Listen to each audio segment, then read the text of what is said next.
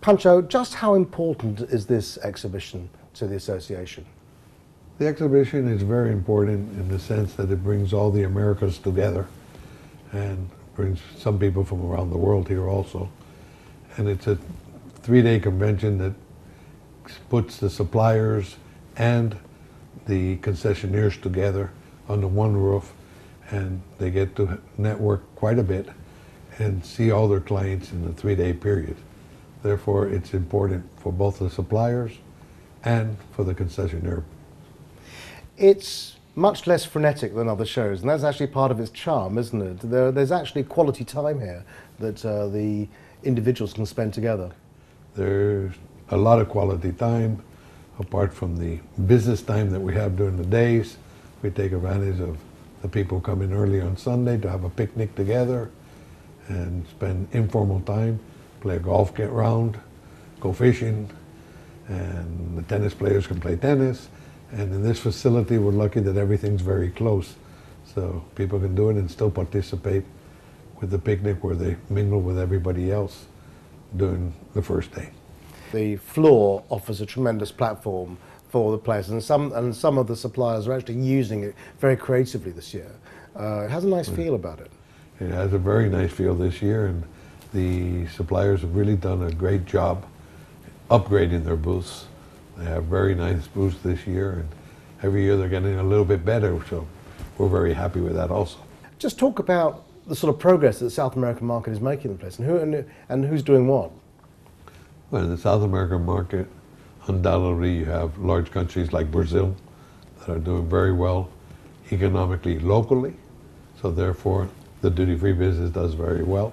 Brazil also has an arrival shop, so as long as Brazil continues to do well economically, the stores will continue to do well.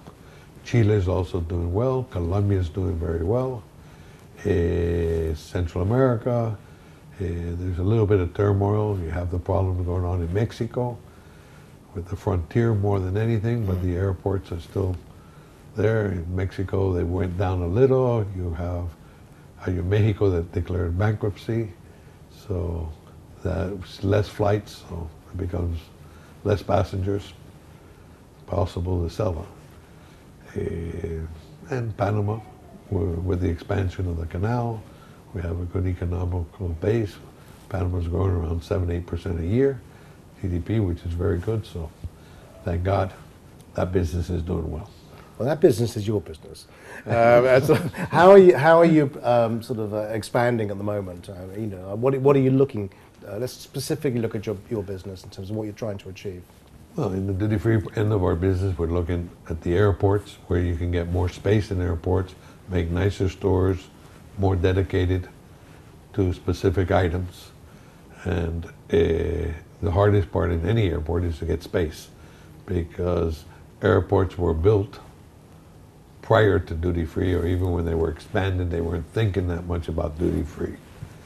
To get space, you have to try and move either food concession out or move immigration to a different place or something, and it gets difficult. The point is that there's also the burning issue about capital, that airports need to invest in their infrastructure, they need to improve the services and facilities for their customers, they've got to concern themselves about security. Those are all bolt-on costs, but it just also leverages the fact that non-aeronautical revenues are pivotal to their future prosperity and sustainability. So arguably, it's in their interest to create more space. Well, in the newer airports, they are. Panama's built out their airport. They're making a northern terminal, which will be a new extension, adding another, I think it's 12 or 14 gates on the north side. So when does that come online? In about 3 months. Right. So that will be good. Bogota is building a whole new airport, but that will still take a couple of years at least.